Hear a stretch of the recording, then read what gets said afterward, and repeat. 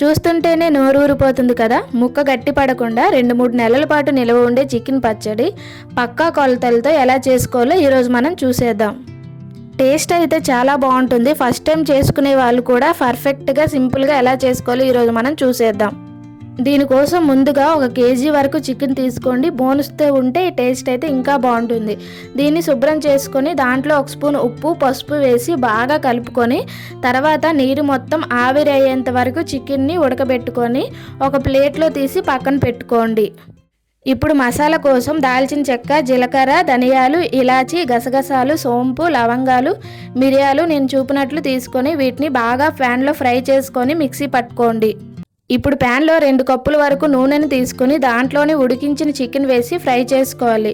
ముక్క అనేది మరీ ఎక్కువ ఫ్రై అయితే గట్టి పడిపోతుంది, గుర్తుపెట్టుకోండి. ఇప్పుడు అదే నూనెలో అల్లం వెల్లుల్లి పేస్ట్ వేసి పచ్చివాసన పోయాక వేయించిన చికెన్ కూడా వేసి దాంట్లోనే మనం చేసుకున్న మసాలా 3 స్పూన్ల ఉప్పు, 1 కప్పు కారం, 3 స్పూన్ల ధనియాల పొడి, 3 స్పూన్ల గరం మసాలా వేసి బాగా కలుపుకొని ఎండుమిర్చిని కూడా వేసి బాగా కలుపుకోండి. వీటన్నిటిని బాగా కలుపుకొని 5 నిమిషాల పాటు మీడియం ఫ్లేమ్లో ఉంచి తీసుకుంటే ఎంతో టేస్టీగా ఉండే చికెన్ పచ్చడి అనేది రెడీ అవుతుంది.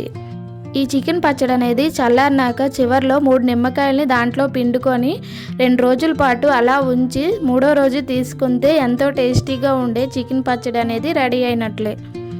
ఈ చికెన్ పచ్చడిని మీ ఇంట్లో కూడా ట్రై చేసి ఎలా వచ్చిందనేది కామెంట్ చేయండి.